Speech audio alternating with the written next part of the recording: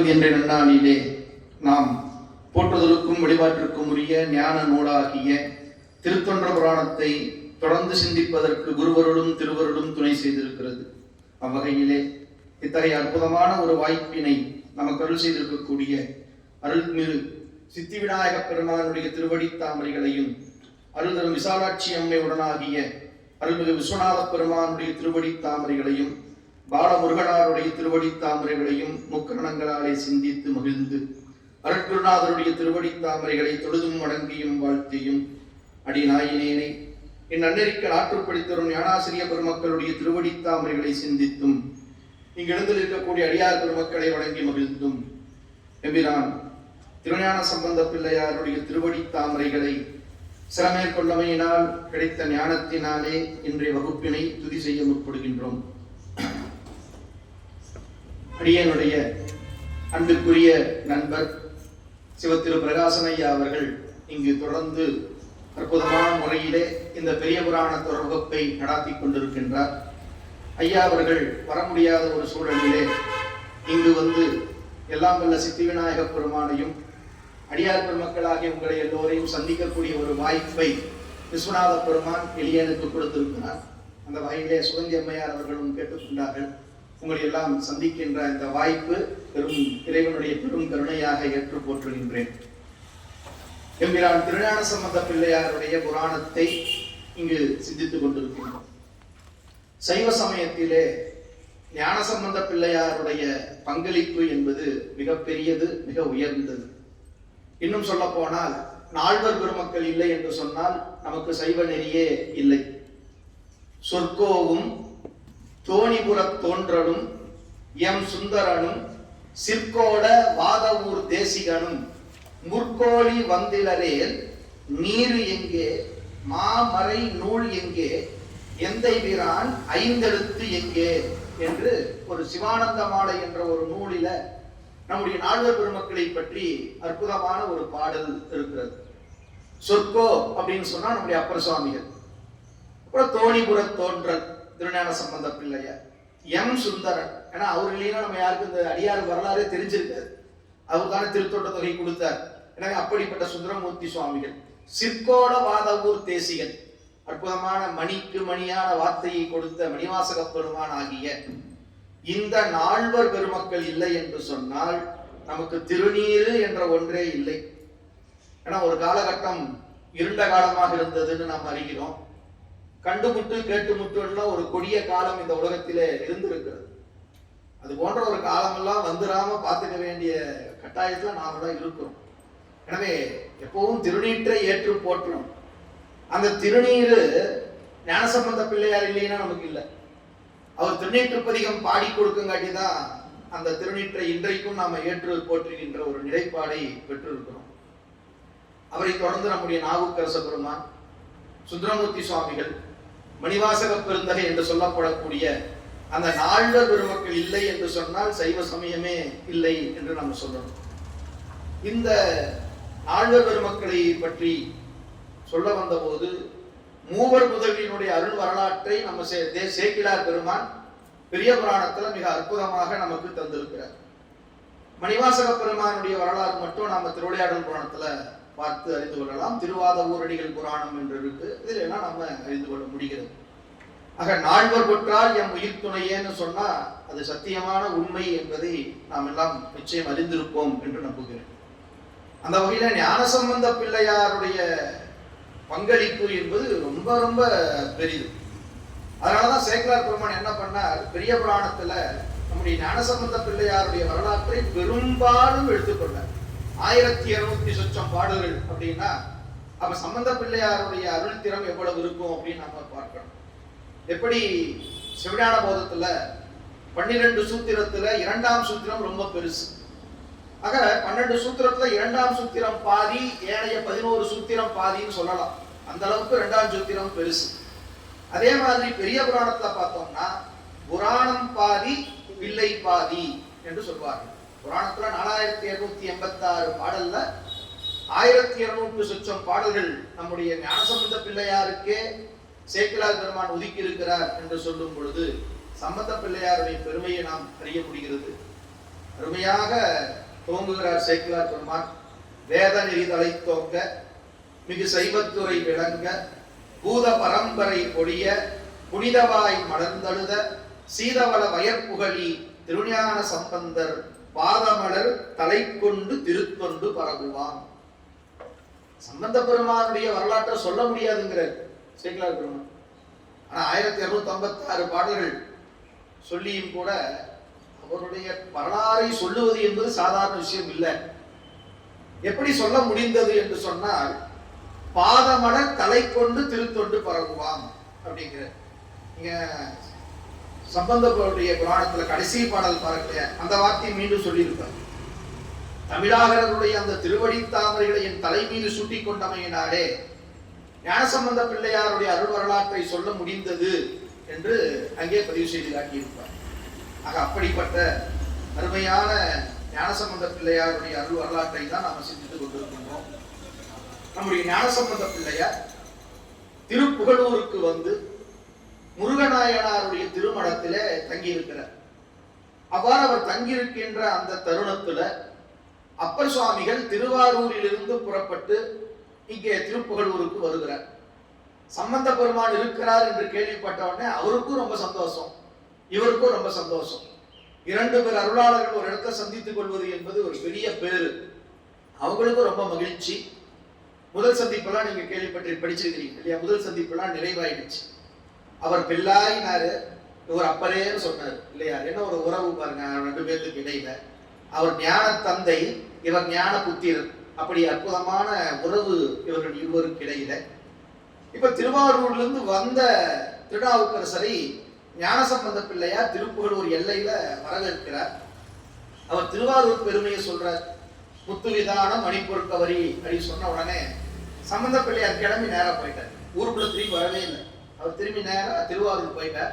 அங்கே போய் தரிசனம் செய்து விட்டு இப்போ அங்கிருந்து புறப்பட்டு நம்முடைய ஞானசம்பந்த பிள்ளையார் இங்கே திருப்புகழூருக்கு வருகிறார் என்ற அளவுல நம்முடைய பிரகாசன் ஐயா அவர்கள் உங்களுக்கு இந்த வரலாற்றை கொண்டு செலுத்தி இருக்கிறார்.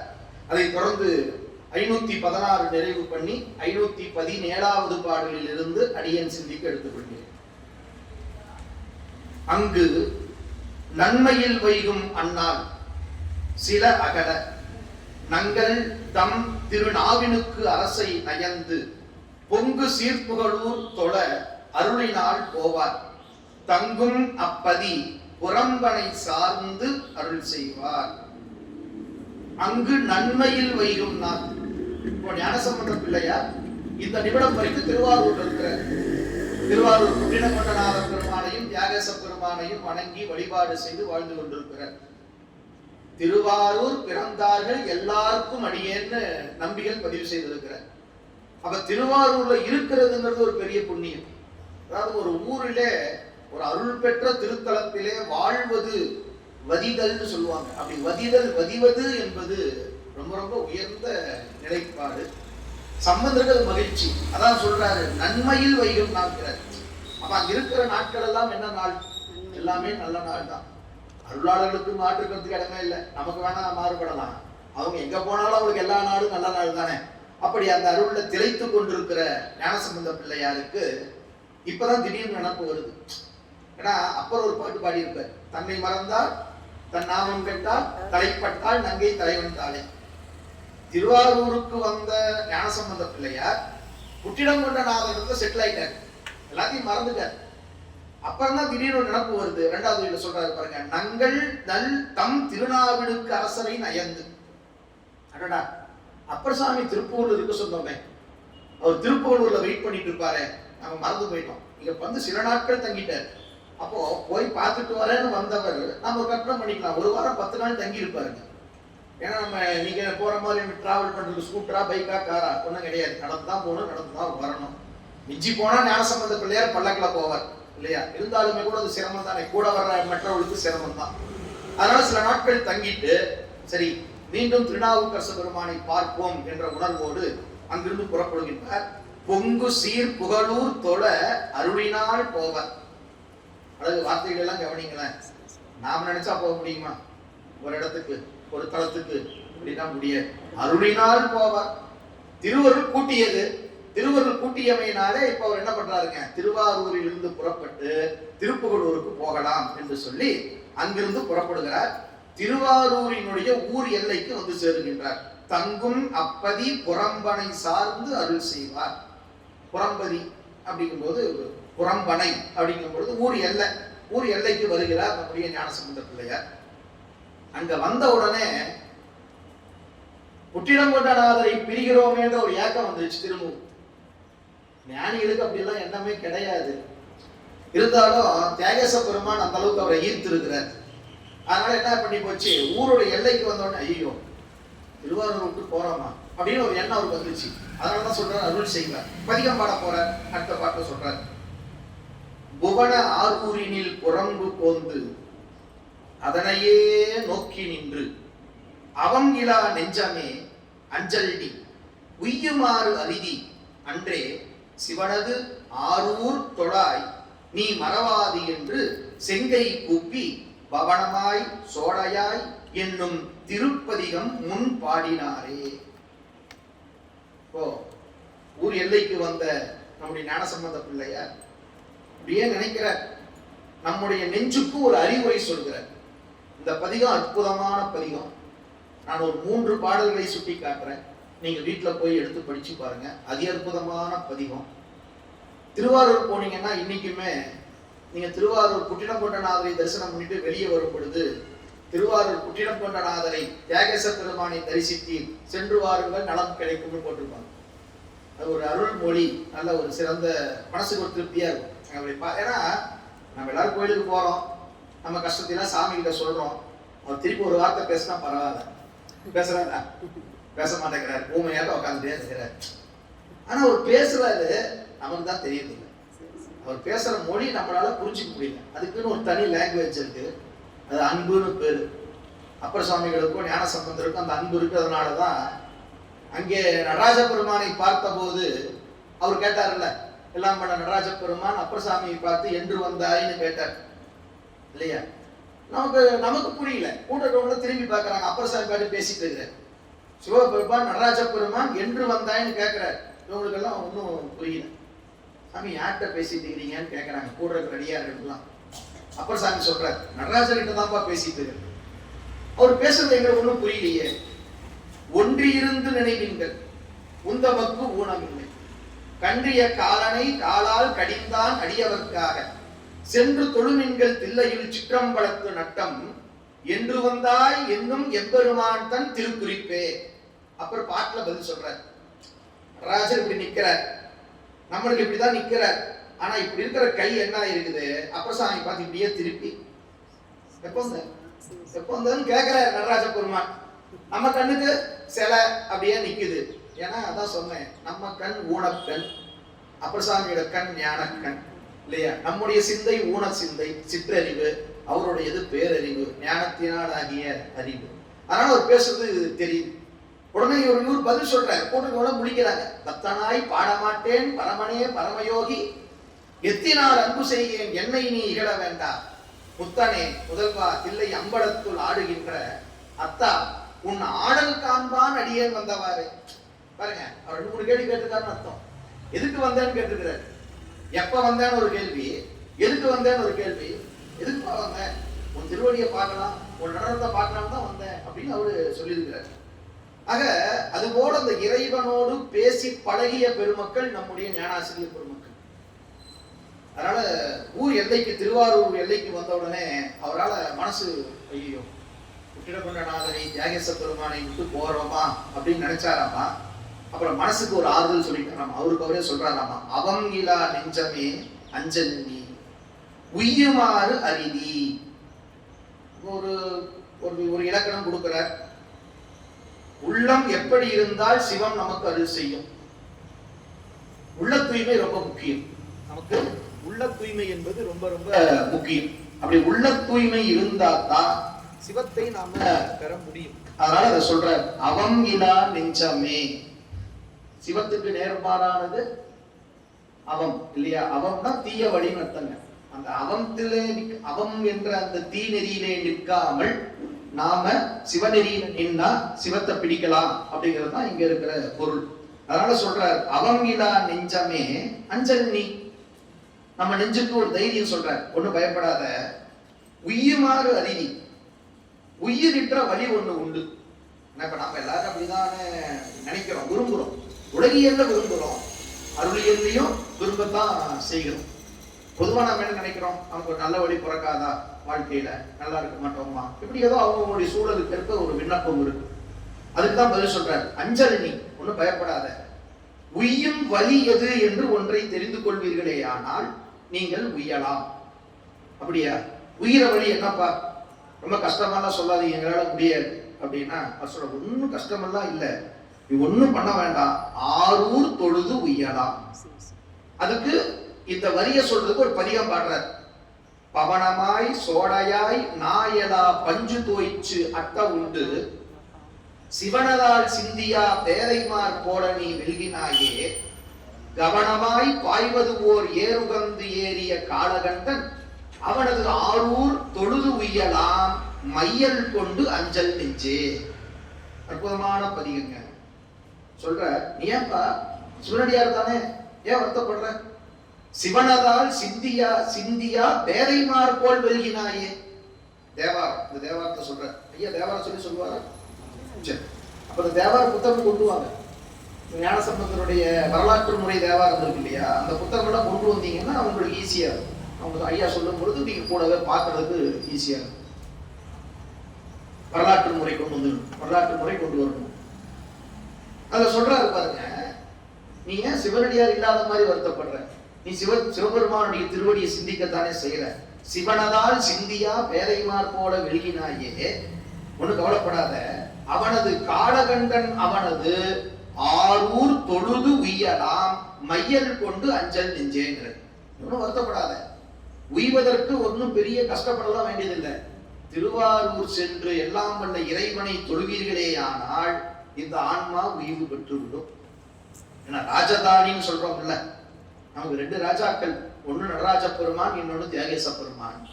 அப்படிப்பட்ட அந்த பெருமானை தொழுதால் நிச்சயம் உய்வு, நிச்சயம் நிச்சயம் உய்வு. இன்னொன்னு, அடியார்களை நமக்கு தந்த பூமியும் அதுதானே.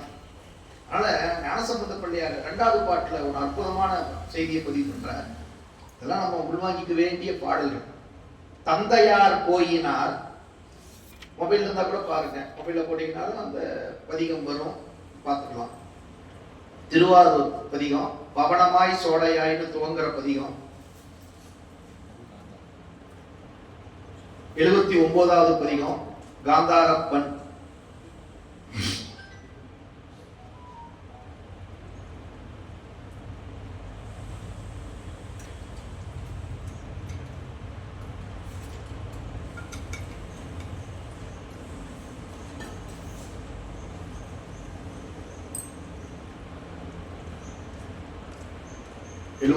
நினைக்கிற பதிகையின் சைவ முயற்சியில 79 காந்தாரப்பன் 2ஆம் திருமுறை எடுத்துட்டீங்களா? காந்தாரப்பன் 79வது பதிகம். தந்தையார் போயினார் தாயாரும் போயினார் தாமும் போவார், கொந்த வேல் கொண்டு ஒரு கூற்றத்தார் பார்க்கின்றார், கொண்டு போவார், எந்த நாள் வாழ்வதற்கு மனமே வைத்தியால் ஏழை நெஞ்சே, அந்தன் ஆரூர் தொழுது உய்யலாம், மையல் கொண்டு அஞ்சல் நெஞ்சே. ரொம்ப அற்புதமா சொல்ற. இந்த வாழ்வு நிலையற்றது, இந்த வாழ்வு நிலையற்றது. நேற்று இருந்தால் இன்றைக்கு இல்லை. சரி, அதை சொன்னா கூட கொஞ்சம் மனசு கஷ்டமா இருக்கும். நேற்று இருந்தோம் இன்னைக்கு இல்லைன்னு சொன்னா.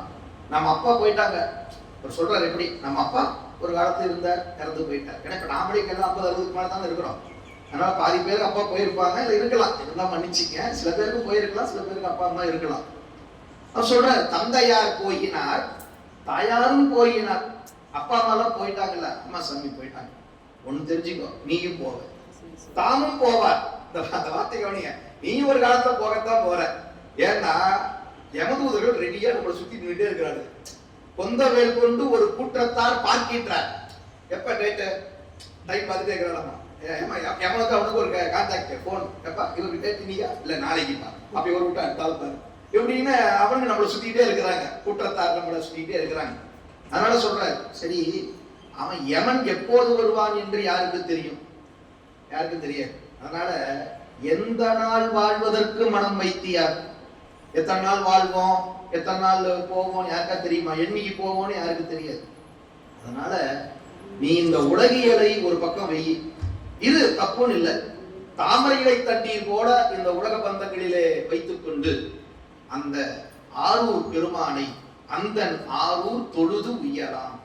ஏன்னு கேட்டா உயிருக்கான உய்வை நாம தேடணுங்க. நாம் எல்லாருமே உடம்புக்கான உய்வை தான் தேடிட்டு இருக்கிறோம். உடம்புக்கு என்ன சம்பாதிக்கலாம், என்ன பண்ணலாம், இதே தான் நம்முடைய கவனம் இருக்கிறது. உயிர் உய்வு பெறுவதற்கான வழி என்ன என்று சொன்னால் காலகாலமா பெரியவங்க சும்மா ரொம்ப பழமொழியாவே சொல்லிட்டு போனாங்க, ஆலயம் தொழுவது சாதனம் நன்று. அதான் சொல்றாரு, ஆரூர் தொழுது உய்யலாம் மையல் கொண்டு அஞ்சல் நெஞ்சே. நீ ஒன்னும் வருத்தப்படாத, நல்ல வாய்ப்பு இருக்குது, ஆரூர் பெருமானை தொழுதால் உய்வு பெறலாம் அப்படிங்கிறது. இத்தகைய ஒரு அற்புதமான அந்த பதிகத்தை நம்முடைய ஞானசம்பந்த பிள்ளையார் ஊர் எல்லையில நின்று பிரிவாற்றாமை காரணமாக இறைவனை நினைந்து பாடிக்கொண்டு இப்ப முன்னேறுகின்றார். நேரா திருப்புகழூரை நோக்கி முன்னேறுகின்றார். காளியார் வாழ வந்து அருள் செய்யும் கவுனிய பிள்ளையார் தாம் ஆலியான் அரியவண்ணா அண்ணல் ஆரூர் பணிந்து அரிது செல்வார். பாலிமால் யானையின் உரிப்புனைந்தார் பனையூர் பணிந்து வாலி மாமறை இசை பதிகமும் பாடி அப்பதியில் வைகி. பாருங்க, அடுத்ததாக திருவாரூருக்கும் திருப்புகழூருக்கும் நடுவுல திருப்பனையூர் என்ற ஒரு திருத்தலம் இருக்கிறது. திருவாரூர்ல இருந்து மயிலாடுதுறை ரோட்ல வந்தோம்னா ஆண்டிப்பந்தல்னு ஒரு இடம் இருக்கும். அந்த ஆண்டிப்பந்தலுக்கு பக்கத்துல நன்னிலம், எல்லாரும் தெரிஞ்ச இடம் நன்னிலம்.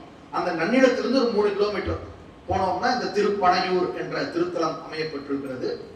அருள் தரும் பெரியநாயகி அம்மை உடனாகிய அருள்மிகு சௌந்தரேஸ்வரர் சுவாமிக்கு பேரு. தாளவனேஸ்வரர்னு பேர் இருக்கு. தாளம்னா பனை, பனை மரத்துக்கு தான் தாளமரம் அப்படின்னு பேரு. அதனால தாளமரத்தில் அடியில் எழுந்தருள் இருப்பதனாலே சுவாமிக்கு தாளவனேஸ்வரர் அப்படின்னு ஒரு பெயர். அற்புதமான தலம். பராசர முனிவர் வழிபட்ட தலம். சுவாமி மேற்கு நோக்கிய சன்னதி, பெரும்பாலும் கிழக்கு நோக்கி இருப்பார். இந்த பனையூர் மட்டும் மேற்கு நோக்கி இருக்கும். அப்படிப்பட்ட ஒரு ஸ்தலம். சப்த ரிஷிகளும் வழிபட்ட தலம். 7 ரிஷிகளும் வந்து வணங்கி ஒரு அற்புதமான தலம். இங்க ஒரு சிறப்பு என்ன திருப்பனையூருக்குன்னு பாத்தீங்கன்னா, சுந்தரமூர்த்தி சுவாமிகளுக்கு எல்லாம் வல்ல இறைவன் இங்க நடன காட்சி காட்டினார். இந்த திருப்பனையூர்ல ஒரு ஊர் எல்லைக்கு திருப்புகழூர்ல வராது. ஏன்னா அவரோட வீடு எங்க, சுந்தருடைய வீடு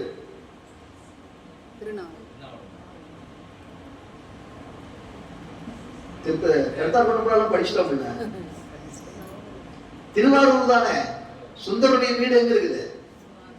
திருவாரூர்ல தானே இருக்கிறாரு. அவரு பறவை நாச்சியார கல்யாணம் பண்ணிக்கிட்டு சுந்தரமூர்த்தி சுவாமி எங்க இருக்கிறாருங்க? திருவாரூர்ல தான் இருக்கிறார். இன்னைக்கு அவர் வாழ்ந்த வீடு இருக்குது, பறவையார் மாளிகைன்னு சொல்லிட்டு போனீங்கன்னா பார்க்கலாம். இன்னைக்கு இருக்கு. சுந்தருடைய வீடு அவதாரம் பண்ணினதுதான் திருநாவலூர்.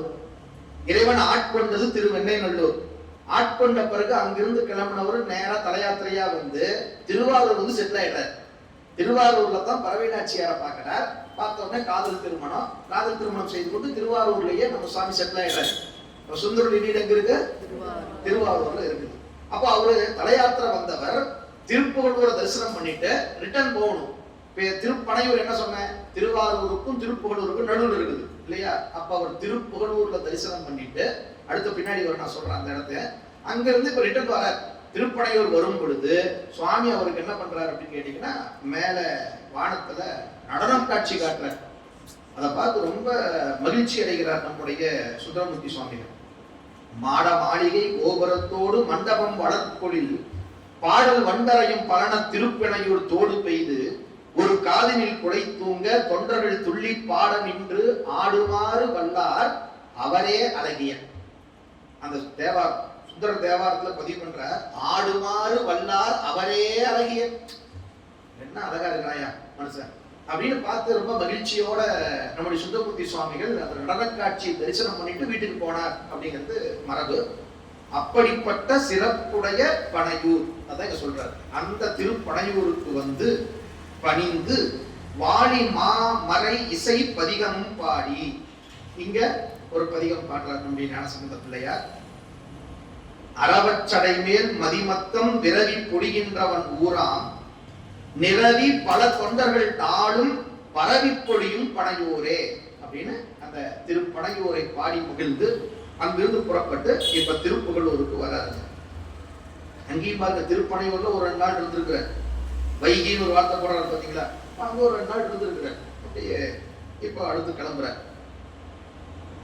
அங்கு நின்று அரிது எழுந்து அருளுவார் அகில காரணமும் ஆனார் தங்குணல் பதிகளும் பிற பணிந்து அருளி வன் தமிழ் புனைத்தே எங்கும் மெய்த்தவர் குலாம் எதிர்கொள்ள தொழுது எழுந்து அருளி வந்தார் பொங்குதன் பாசடை பங்கைய புனல் வயல் புகழூர் சார. அப்படியே வழியில இருக்கக்கூடிய வேறு சில தலங்களை எல்லாம் தரிசனம் பண்ணிட்டு வந்திருக்கிறார். நமக்கு அதற்கான சான்றுகள் இந்த பதிகங்கள் கிடைக்கல. அதனால ஒரு வழியில சில தலங்களை எல்லாம் தரிசனம் பண்ணிட்டு இப்ப நேரா என்ன பண்ணிட்டாங்க, திருப்புகழூருக்கு வந்துட்டாங்க. திருப்புகழூர் ஊர் எல்லைக்கு நம்முடைய ஞானசம்பந்த பிள்ளையார் வருகிறார். சம்பந்தர் வருகிறார் என்று கேள்விப்பட்ட அப்பர் சுவாமிகள் இப்போ திருப்புகழூர்ல இருந்து இவரை வரவேற்க வர. அப்படியே ஒரு உள்டா செய்யும் வினை அதே ஊரில் திரும்ப வரும். இவரை அவர் வரவேற்றார், இப்ப அவரை இவர் வரவேற்கிறார். காட்சி பாருங்க. நாவினுக்கு அரசரும் நம்பி சீர் முருகரும் மற்ற நாம சே உகைத்தவர் திருத்தொண்டர் ஆனவர்கள் முன் சென்று சீத பூவினில் பொழி புனல் புகழியார் போதகத்து எதிர்ப்பணிந்தே மேவ மற்றவர் உடன் கூடவே விமலர் கோயிலை அடைந்தார்.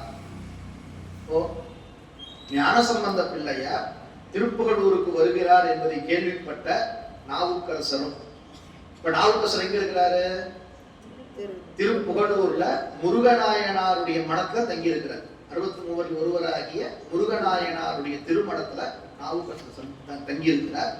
அப்ப முருகநாயனாரும் அதான் சொல்றாரு, நம்பி சீர் முருகரும். முருகநாயனாரும் நாவுக்கரசரும் இன்னும் உள்ளூர்ல இருக்கக்கூடிய பல்வேறு சிவனடியார்களுமாக எல்லோரும் ஊர் எல்லைக்கு நம்முடைய ஞானசம்பந்த பிள்ளையாரை வரவேற்கிறார். ஞானசம்பந்த பிள்ளையார் எப்படிப்பட்டவர், புகழியார் போதகத்து எதிர்ப்பணிந்தே. போதகம்னா யானைன்னு அர்த்தங்க, யானை குட்டி, யானை குட்டிக்கு போதகம் அப்படின்னு பேரு. எனவே ஞான போதகர் அப்படின்னு அவருக்கு ஒரு பேர் இருக்கு நம்முடைய ஞானசம்பந்த பிள்ளையார். அதனால சொல்றார் புகழியார் போதகத்து, யானை கன்று அவர். அப்படிப்பட்ட அந்த ஞானசம்பந்த பிள்ளையாரை வரவேற்று அனைவருமாக சேர்ந்து இப்ப எல்லாரும் என்ன பண்றாங்க, திருப்புகழூர் கோயிலுக்கு வருகிறார்கள். தேவர்தம் தலைவனார் கோயில் புக்கு அனைவரும் சீர் நிலத்து உற வணங்கி பாவரும் தமிழ் இசை பதிகம் பாடி முன் பரவுவார் புறம்பனைந்தே தாவில் சீர் முருகனார் திருமணைக்கு எய்தி அத்தனி முதல் தொண்டர்தாமே யாவையும் குறைவு அறுத்திட அமர்ந்தருளுவார் இனிதின் அங்கு உரையும் நாடில். எல்லாரும் வராங்க. திருப்புகழூர் பெருந்தார் குழலி அம்மை உடனாகிய அக்னிபுரீஸ்வரர் அப்படின்னு சுவாமிக்கு பேரு. ரொம்ப அற்புதமான தலம். 2 சிறப்புகள் அங்கே நம்ம ரொம்ப சிறப்பா, எல்லாமே சிறப்பு, முக்கியமா 2 சிறப்பு சொல்லணும். ஒண்ணு, சுந்தரமூர்த்தி சுவாமிகளுக்கு செங்கல் செம்பொன்னாக மாறிய தலம். இங்க சுந்தரமூர்த்தி சுவாமி இங்க வர திருப்புகழூர் பங்குனி உத்திரம் நெருங்கிட்டு இருக்குது. பங்குனி உத்திரம் நெருங்கும் பொழுது தன்னுடைய வீட்டுக்கு வருகின்ற அடியார்களுக்கு அன்னம்பாளிப்பு செய்வதற்கு பொன்னும் பொருளும் வேண்டும். அதாவது அன்னம்பாளிப்புனா என்ன, சோறு போடுறது மட்டும் இல்லைங்க. அன்னம்பாளிப்புனா நம்ம வீட்டுக்கு வர்ற அடியார்களுக்கு என்ன தேவை என்று அறிந்து அந்த தேவையும் நிறைவேற்றி அனுப்பணும். அதுக்கு பேர் தான் அன்னம்பாளிப்பு.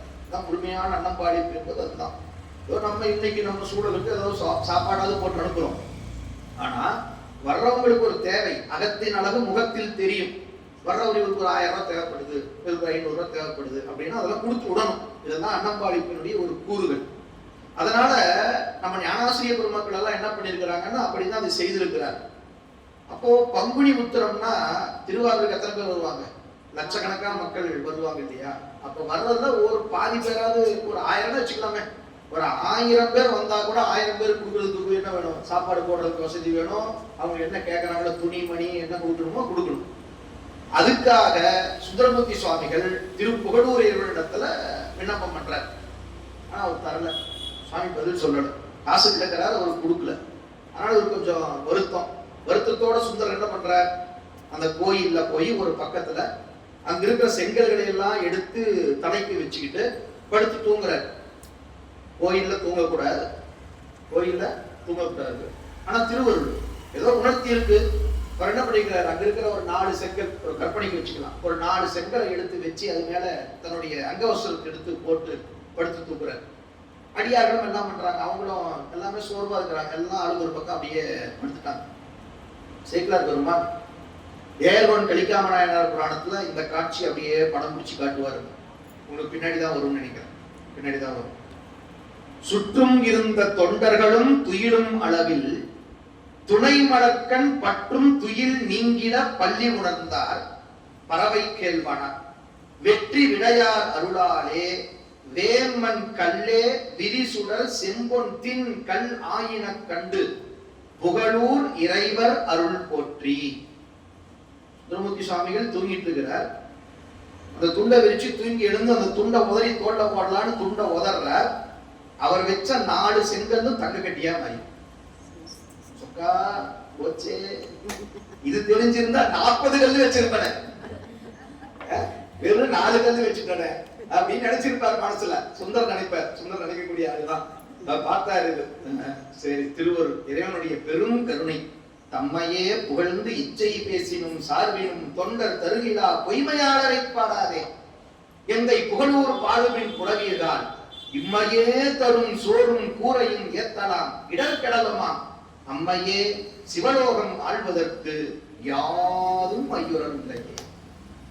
பெருமானுடைய திருவடியை பற்றுபவர்களுக்கு நிச்சயமாக முத்தி பேறு உண்டு அப்படின்னு சொல்லுகிறார். அதற்குரிய தகுதியை நாம வளர்த்துக்கிட்டா வரும். ஏன்னா இப்பிறவியில் இல்லைனாலும் எப்பிறவிலையா நிச்சயமா வரும். அந்த தகுதியை நமக்கு வரும்போது வரும். உண்மையை பதிவு பண்றார், கண்டிப்பா கிடைக்கும் அப்படின்னு பதிவு பண்றார். இது ஒரு முக்கிய நிகழ்ச்சி. அங்க 2வது நம்முடைய அப்பர் பெருமான் அங்கே முத்தி பெற்றிருக்கிறார். அது ஒரு சிறப்பு இந்த திருப்புகழூருக்கு உண்டு. அது அற்புதமான தலம். சுவாமிக்கு கோணப்பிரான் ஒரு பேர். திருப்புகழூர் இறைவருக்கு கோணப்பிரான் அப்படின்னு ஒரு பெயர் இருக்கு. வானாசூரன் ஒரு அரக்கன், சிவபூஜை பண்ணக்கூடிய.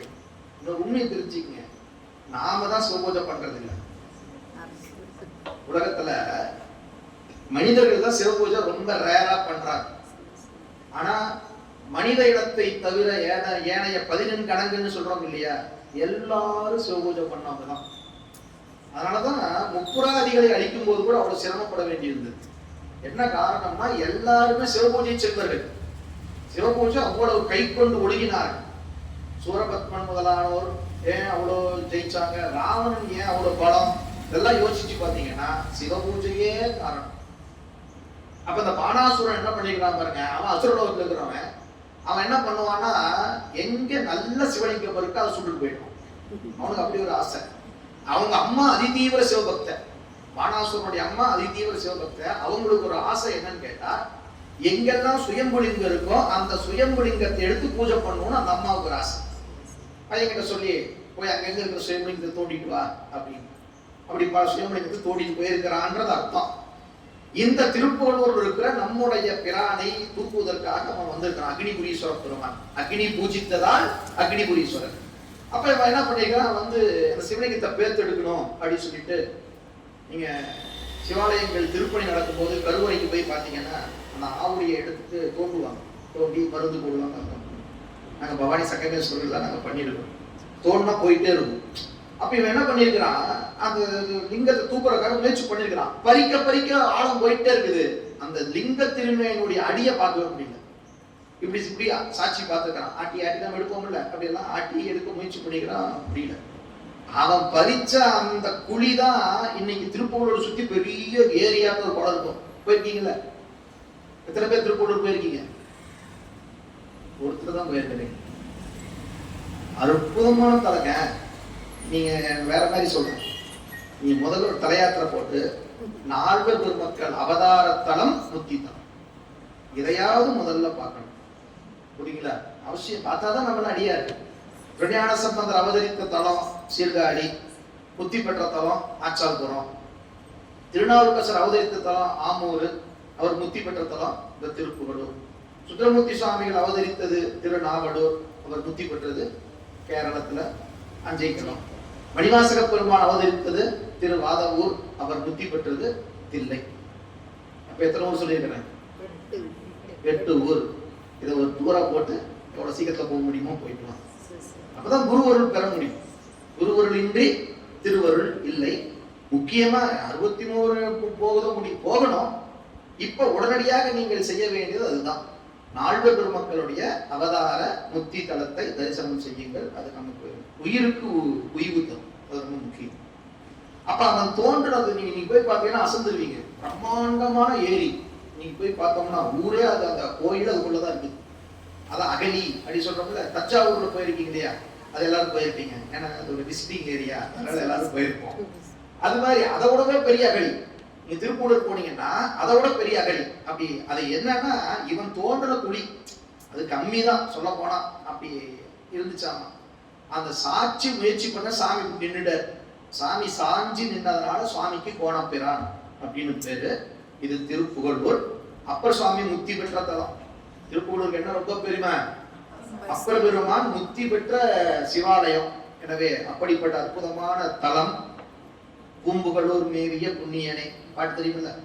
அவரோட பதிகம் தான் தெரியுது உங்களுக்கு. மகிழ்ச்சி, ரொம்ப மகிழ்ச்சி. இன்னும் எனக்கு என்ன தெரியுமா சந்தோஷம்? இந்த நேரத்துல பாடகை வந்திருக்கீங்க பாருங்க. உங்களை எல்லாம் வணங்கிக்கிறேன். இந்த நேரத்துல எங்கேயும் வரமாட்டாங்க. சித்தாந்த வகுப்புக்கு ஏதாவது அடிச்சு பிடிச்சி வந்தா பெரிய விஷயம். அது காலையிலே வந்துடுறாங்க. ஒரு 12 மணிக்கு ஆரம்பிச்சு வகுப்பு கேட்கறதுக்கு உங்களுடைய அன்பினையும் பக்தியையும் காட்டுது. மகிழ்ச்சி, சிறப்பா கேளுங்க, ரொம்ப சந்தோஷம். சரி, ஆக அப்படிப்பட்ட அற்புத தலம் இந்த திருப்புகழூர். அங்க நம்முடைய பெருமக்கள் எல்லாம் இறைவனை வணங்கி மகிழ்கிறார்கள். ஞானசம்பந்த பிள்ளையார் ஒரு பதிகம் பாடுறார். 3வது சொல்றாரு பாருங்க. பாவரும் தமிழ் இசை பதிகம் பாடி முன் பரவுவார். இங்க பாடின பதிகம் நமக்கு கிடைக்கல. ஞானசம்பந்த கன்ஃபார்மா இந்த தலத்துல திருப்புகழூர்ல ஞானசம்பந்த பிள்ளையார் பாடின பதிகம் நமக்கு கிடைக்கல. அப்புறம் என்ன பண்றாங்க? எல்லாரும் கிளம்பி முருகநாயனாருடைய திருமணத்துக்கு வருகிறாங்க. தாவில் சீர் முருகனார் திருமணைக்கு எய்தி.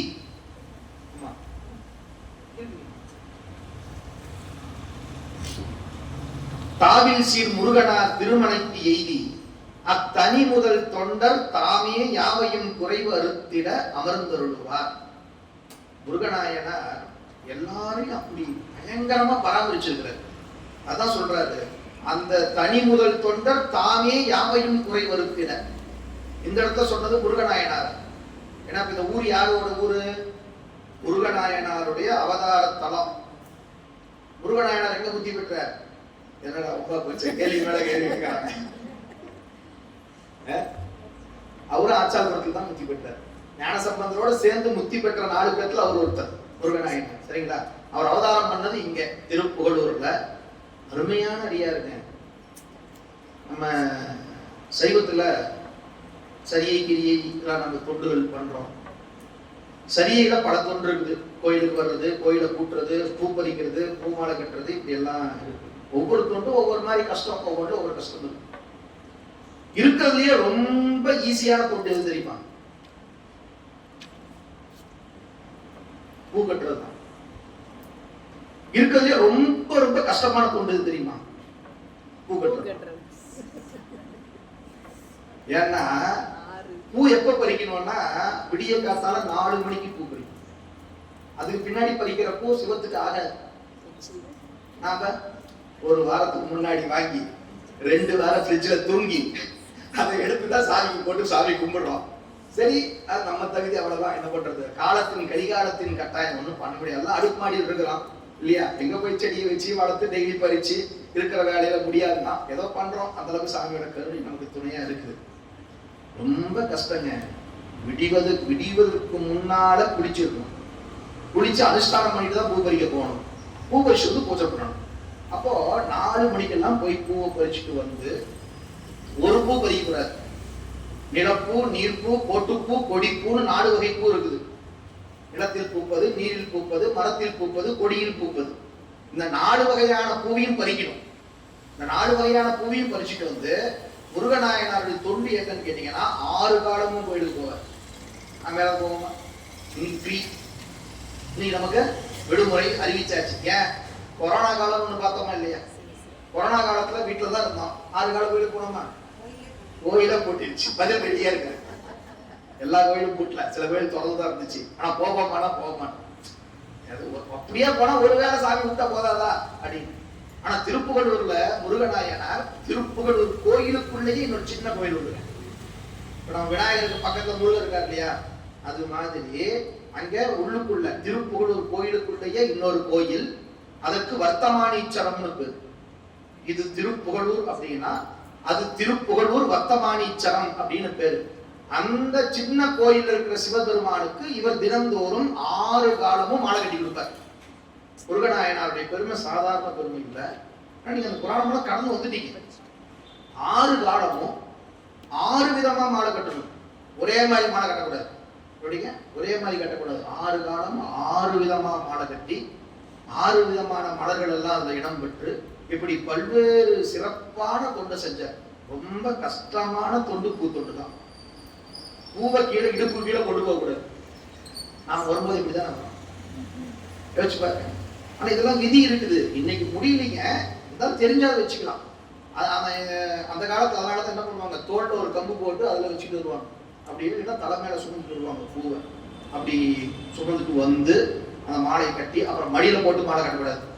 நிறைய பேர் என்ன பண்றாங்க, பூவை போட்டு அது மேலேயே உட்காந்து மடியிலேயே போட்டு நம்ம பூ கட்டுறோம். பூ கட்டும் போது 5 எழுத்தை தவிர்த்து வேற எதுவும் பேசக்கூடாது. நாம ஒண்ணு சேர்றதே இருக்கு. பின்னாடி எல்லாம் சேர போறாங்க பாருங்க, சொல்றேன். இப்ப அடுத்த பாட்டு அதுதான். அதுக்காக இந்த விளக்கெல்லாம் கொடுத்துட்டு நாம எல்லாம் ஒண்ணு சேர்றதை ஜாலியா பேசத்தானே. பூ கட்டும் போது அதெல்லாம் அப்படி பேசுவோம். பூ கட்டும் போது தப்பித்தவரை கூட பேசக்கூடாது. இன்னும் சொல்ல போனா வாயில துண்டு கட்டிட்டு தான் பூ கட்டுவாங்க. வாயில துண்டு கட்டிட்டு தான் பூ கட்டுவாங்க. ஏன்னா தப்பித்தவரை நம்ம பேசும்போது எச்சில் தெரிக்கும் இல்லையா, அந்த எச்சில் பூ மேல விழுந்து அந்த பூ சிவத்துக்கு ஆகாது. அப்படி எல்லாம் எதுக்கு இத்தனையும் சொல்றேன்னா, முருகநாயனார் அத்தனையும் அவங்களோட அற்புதமா கடைபிடிச்ச பெருமகனார். அதனாலதான் சேகர் அந்த வார்த்தையை போடுறாரு, தாவில் சீர் முருகனார் திருமலைக்கு எய்தி அத்தனி முதல் தொண்டன். தனி முதல் தொண்டர்கள் பாருங்க. அவருக்கு நீங்க அவர் தான் யார், வேற யாரும் அவர் பண்ற பணியை வேற யாரும் பண்ண முடியாது. நீங்க ஒரு கற்பனை, ஒரு சேலஞ்ச் பண்ணுங்க. ஒரு நாள் நான் 6 கால பூ எடுத்து 6 கால பூஜை பண்ணி 6 கால சாமிக்கு பூ கட்டி பாக்குறேன் மட்டும் ஒரு முயற்சி பண்ணி பாருங்களேன். எவ்வளவு கஷ்டம்னு தெரியும். அதெல்லாம் செஞ்சா பெருசு, அது எவ்வளவு கஷ்டம் அப்படிங்கிறது தெரியும். திருவள்ளுவர் ஐயா கோயில் 6 கால பூஜை பண்றாரு, நாம பண்றோமா? அர்ச்சகர் அவருடைய தொழிலாக அவருடைய பணியாக அதை அவர் செய்கிறார். அதுலயுமே பாத்தீங்கன்னா சிற்றலர்கள் இப்பெல்லாம் அவங்களையும் சிற்று இருக்குது. 6 காலன்றது 100க்கு பெரிய பெரிய கோயில்ல தாங்க பண்றாங்க. இப்ப சங்கமேஸ்வரர் கோயிலோ இல்ல அவிநாசி அப்பரோ இது மாதிரியான கோயில்ல தான் 6 காலம். மற்றதெல்லாம் 1 காலம் இல்ல 2 காலம் தான் பெரும்பாலும் நடக்கும். அது வேறீங்க, தொண்டு வேற. இங்க நாம பேசுறது தொண்டு. ஒரு கோயில்ல அந்த கோயிலை பராமரிக்கிற அர்ச்சகர் 6 காலம் வருகிறார் என்பது வேற விஷயம். நாம அடியார்கள் போய் 6 காலம் பூஜை பண்றோம் என்பது வேறு விஷயம். ஏன்னா நாம பண்றோமா என்பதுதான். ஆமாங்கய்யா, அவரு அந்தனர் தானே, முருகநாயனார் அந்தனர். அதனால அவர் கோயிலுக்குள்ள போய் சுவாமியை தொட்டு தடவி பூசை பண்ணி அவரு சுவாமிக்கு 6 காலமும் மாலை கட்டி 6 விதமா மாலை கட்டி அதுக்கு சொல்லி அந்த புராணம் வரும்போது பாத்தீங்கன்னா தெரியும். இண்டை முதலான பல்வேறு விதமான தொங்கல், அப்புறம் முடி, தாரமர கொன்றை, இப்படி 6 வகையாக அந்த மலர்களை அவர் மாலையா கட்டி சாத்தியிருக்கிறார். அதி அற்புதமான வரலாறு. அதை நான் சும்மா அடிக்கடி நகைச்சுவையா அதை சொல்லுவேன். இருக்கிறதுலயே ரொம்ப ஈஸி பூத்தொண்டு, இருக்கிறதுலயே செய்ய முடியாத தொண்டு பூத்தொண்டு. ஏன்னா இப்ப மலர் பறிக்கிறோம் இல்லைங்க, இந்த மலரை எடுத்தோம்னா இந்த மலருக்குள்ள வண்டு இருக்க கூடாது. என்னைக்காவது நம்ம சாமி வச்சு நம்ம பாக்குறோமா? எப்ப தெரியுமா? சாமி மாலை வச்சுட்டு இருப்போம், உள்ள வந்து ஒரு வண்டு எடுத்து எட்டி பார்த்து மாதிரி இருக்கு. அனுபவிச்சிருக்கீங்களா? வீட்டுல நம்ம சாமி மாலை வச்சுட்டு பூஜை பண்ணிட்டு இருக்கும்போது வண்டு வெளியே வரும். வண்டு துளைக்காத பூ, தேன் எடுக்கப்படாத பூ, இப்படி ஒவ்வொரு பூவும் பார்க்கணும். அந்த இலையில ஓட்டை இருக்கக்கூடாது. அந்த இலையில பழுப்பு நிறம் சொல்றோம்ல, சில இலையில பழுத்து இருக்கும், அந்த மாதிரி பழுப்பு நிறம் இருக்கக்கூடாது. இப்படி எல்லாம் பார்த்து பார்த்து பார்த்து செய்யணும். இன்னொன்னு என்ன தெரியுமா? நேற்று பூத்த பூவா இருக்கக்கூடாது, நாளைக்கு பூக்க போகிற மொட்டாவும் இருக்கக்கூடாது, இப்ப பூத்ததாகவும் இருக்கக்கூடாது. என்னதான் பண்ணணும்? நாம் பறிச்சுக்கிட்டு வந்து சிவபெருமான் திருவிழா 6:30 மணிக்கு போடும் போதுதான் அது மலரணும். அப்படி மலர்ந்தாதான் அதுக்குள்ள இருந்து தேன் வந்து சிவபெருமான் திருவிழியில விழுவும். புரியுதுங்களா? தேன் விழுந்துருச்சுன்னா அந்த பூ பறிக்க கூடாது. அப்போ நேத்து பூத்த பூவோட தேன் இருக்காது. இன்னும் 1 மணி நேரம் கழிச்சு நம்ம எடுத்தோம்னா வாடி போயிடும். இன்னும் ஒரு 10 நிமிஷத்துல அது மலர போகுதுன்னு பதம் தெரிந்து, முருகநாயனார் வரலாற்று எடுத்து பாருங்க, பதம் தெரிந்து அந்த மலரை பறிச்சுக்கிட்டு வந்து கடன் மழை கட்டணும். ஐயோ 6 ஆயிட போகுது, 6குள்ள போட்டாதான் கரெக்டா அந்த மலர் வெடிக்கும். வெடிக்கும் போது சிவபெருமான் திருவடி ஈரமா இருக்குன்னு சொல்றோம்ல, ஈரமா இருக்குன்னா தண்ணி இல்ல, இது போன்ற மலர்களால் கொட்டப்பட்ட தேன் நிறைந்த திருவடி, எனவே அது தண்ணியா ஈரப்பதமா இருக்குன்னு அர்த்தம், வேற ஒன்றும் காரணம் இல்லை. அப்படி போட்டு மாமா மலர் கொண்டு ரொம்ப ரொம்ப இதுங்க. முருகநாயனார்லாம் ரொம்ப வேற லெவல், ஒரு அற்புதமான அடியார். அடுத்த ஒரு அற்புதமான காட்சி பாரு. தாவில் சீர் முருகனார் திருமணைக்கு எய்தி அத்தனி முதல் தொண்டர் தாமே யாவையும் குறைபருத்திட அமர்ந்தருளுவார் இனிதின் அங்கு உரையும் நான். இப்போ நல்லா பாருங்க, முருகநாயனார், திருஞான சம்பந்தர், திருநாவுக்கரசர், திருநீலகண்ட யாழ்ப்பாணர், 4 நாயன்மார்கள் ஒரே இடத்துல இருக்கிறாங்க. இது எவ்வளவு பெரிய பாக்கியம். முருகநாயனாருடைய மடத்துல திருஞான சம்பந்தர், திருநாவுக்கரசர், திருநீலகண்ட யாழ்ப்பாணர், முருகநாயனர் இல்லையா? அப்ப இந்த 4 பேர் ஒரு இடத்துல இருக்கிறாங்க, ஒரு பெரிய விஷயம். அப்புறம் பதக்க சோழாமணி, யாரு பதக்க சோழாமணி? யாரு? திருநீலகண்ட யாழ்ப்பாணருடைய மனைவி. திருநீலகண்ட யாழ்ப்பாணருடைய மனைவியார். அவங்க நாயன்மார் கிடையாது, ஆனா ரொம்ப முக்கியமான அன்பர், எப்பவுமே கூட இருப்பாங்க. ஞானசம்பந்த பிள்ளையாரோடவே இருக்கிற முழுமையான பேர் பெற்றவங்க 2 பேர் தான். திருநீலகண்ட யாழ்ப்பாணரும் பதக்க சூடாமணியாரும் தான் அவங்க கூடவே இருக்கிறாங்க.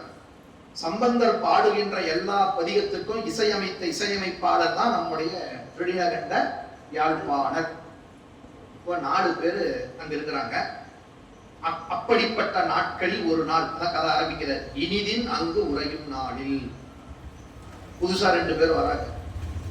நீலநக்க அடிகளும் நிகழ் சிறு தொண்டரும் உடனடைந்து எய்து நீர்மை சீல மெய்த்தவர்களும் கூடவே கும்பிடும் செய்கை நேர் நின்று வாய்மை சால மிக்கு உயர் திருத்தொண்டின் உண்மை திறம் தன்னையே தெரிய நாடி காலம் உய்த்து அவர்களோடு அளவலாகி கலந்து அருளினார் காளிநாடர். 6 நாயன்மார்கள் ஒரு இடத்துல சந்தித்து சிந்தித்து மகிழ்கிறார்கள். இங்க நம்ம கதைக்கு ஹீரோ ஞானசம்பந்தர்கிறதுனால காளிநாடர்ங்கிற வார்த்தையை போடுறாரு. ஆனா உண்மையில அங்க யார் இருக்கிறா அப்படின்னா 6 நாயன்மார்கள் ஒன்றாக சந்தித்துக் கொள்கிறார்கள். இது போல வரலாற்றுல வேற எங்கேயுமே இடம் கிடையாது. இது போல 6 நாயன்மார்கள் சந்தித்துக் கொண்டதாக, வேறு இடத்தில் சந்தித்துக் கொண்டதாக வரலாறு கிடையாது. இந்த ஒரு இடம் முருகநாயனாருடைய வீடு, முருகநாயனாருடைய திருமடம். அந்த திருமடத்துல 6 நாயன்மார்கள் ஒன்றாக சந்தித்துக் கொண்டார்கள். ஞானசம்பந்த பிள்ளையார், நாவுக்கரச பெருமான், திருநீலகண்ட யாழ்ப்பாணர், முருகநாயனார், சிறு தொண்டர், திருநீலநக்க அடிகள். இந்த 6 பெருமக்களும் ஒரே இடத்துல சந்தித்துக் கொள்கிறார்கள். இப்ப நம்மள 6 பேர் ஒரு இடத்துல சந்திச்சுட்டா என்ன பண்ணுவோம் தெரியுமா? அவன் அப்படியாமா, இவன் இப்படியாமா, எப்படி சம்பாதிச்சான் தெரியுமா, இப்ப என்னெல்லாம் பண்றான் தெரியுமா, இப்படியே நம்ம பொழப்பு போயிடும். ஒரு கதை பேசி, உலக கதை பேசி வம்புழுத்து நாங்கெல்லாம் முடிச்சிடுவோம். ஆனா அந்த 6 பேர் என்ன பண்ணாங்கன்னு சொல்றாரு பாருங்க. இந்த பாட்டை அப்படியே பிரேம் பண்ணி அடுத்து மாட்டிக்கணும். இந்த பாட்டு மட்டும் இல்ல, இதே மாதிரி அப்பர் தேவார்த்த ஒரு பாட்டுக்கு நான் சொல்றேன். அப்படிப்பட்ட அற்புதமான பாட்டு இது.